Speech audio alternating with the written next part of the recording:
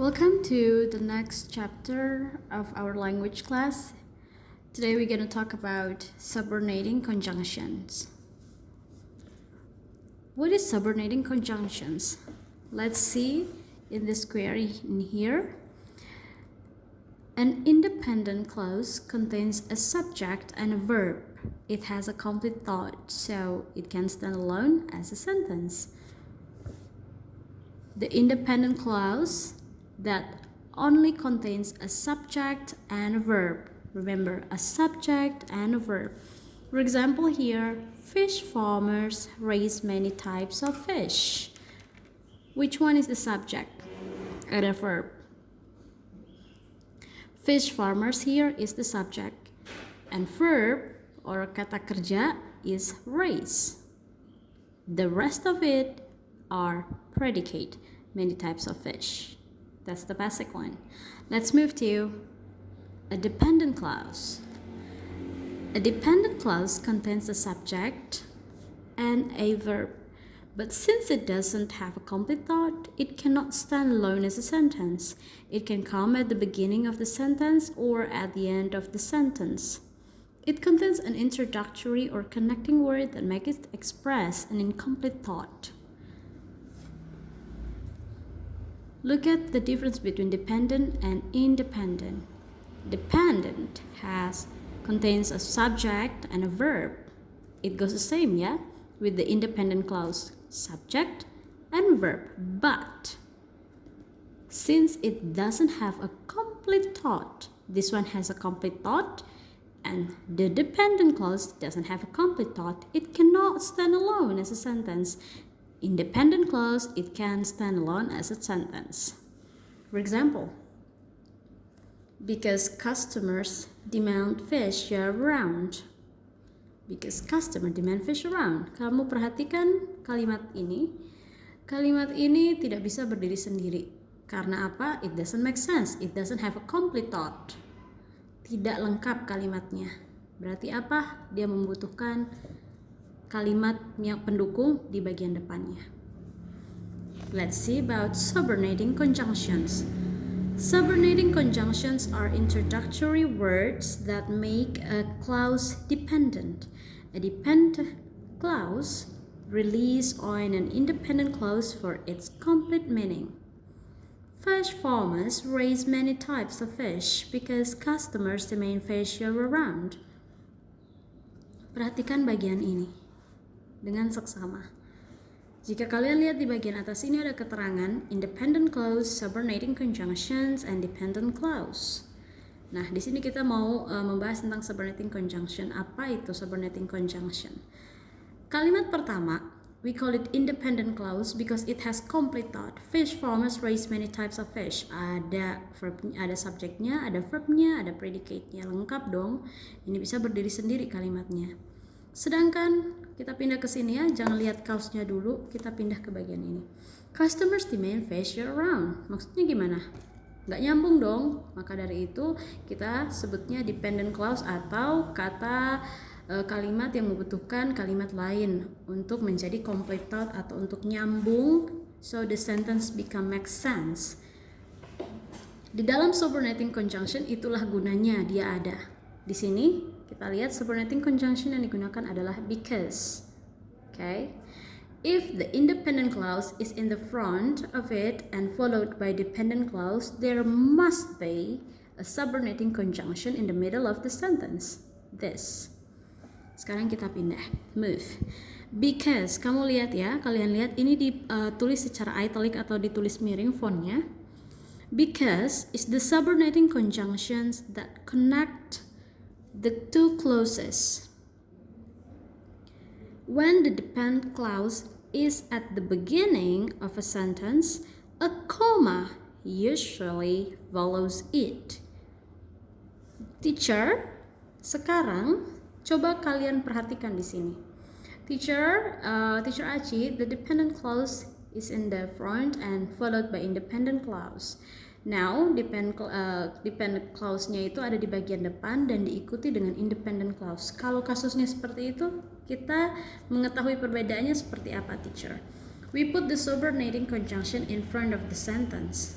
followed by dependent clause, and there must be a comma. Selalu seperti itu. Selalu koma ya. Kamu lihat, perhatikan baik-baik. Ada komanya. Here, in here.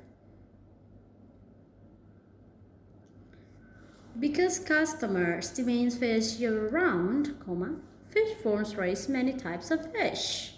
That's it. Sekali lagi, jika independent clause diikuti belakangnya dengan dependent clause, akan ada yang namanya subordinating conjunction yang berfungsi sebagai penyambung antar dua kalimat ini agar bisa menjadi make sense atau nyambung, has a complete thought in it. Tapi jika dependent clause-nya yang di depan, independent clause-nya di belakang, pasti yang paling depannya diikuti dengan subordinating conjunction first and followed by depend clause, and there is a comma in it, and independent clause followed by the sentence. Not only because in the subordinating conjunction, but there's a lot. Common subordinating conjunctions. After, although, as, because, before, if,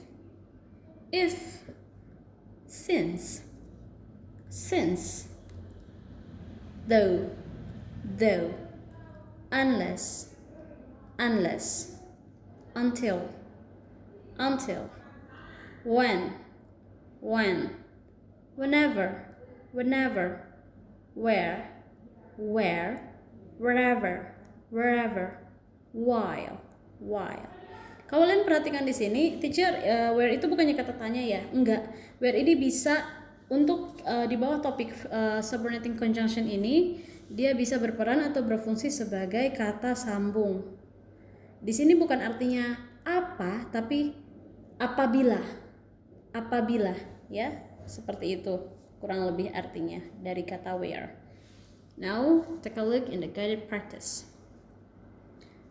As usual, you guys need to read the instruction carefully. Circle the subordinating conjunction in each sentence. Write I if the underlined clause is an independent clause, and write D if it's a dependent clause. Kalian perhatikan kalimat yang digarisbawahi di dalam buku ini, bukan yang tidak ya. Oke, perhatikan baik-baik. Number 1, when people grow fish in a protected environment, they are fish farmers. Ada koma di situ. As I explained to you before, if there is a comma, if there is a comma, there must be a depend clause. Pasti ini depend clause-nya di bagian depan. Lalu diikuti independent clause. Jikalau atau bila mana independent clause-nya ada di bagian depan, dia nggak bakal ada koma, karena apa? Udah ada yang namanya subordinating conjunction di bagian tengah. Kalau dependent clause dimulai paling awal, berarti awalannya dimulai dengan subordinating clause, lalu diikuti dengan depend clause dan terdapat koma, lalu diikuti dengan independent clause. Kuncinya seperti itu. So for number 1, it's crystal clear that this is a dependent clause. Kalian tulis D, dependent clause.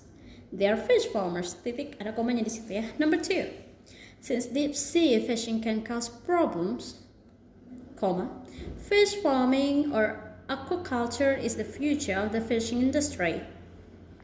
As you can see here, there is a comma there, and there is a subordinating conjunction since.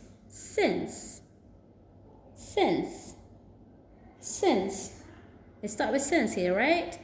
Look at this.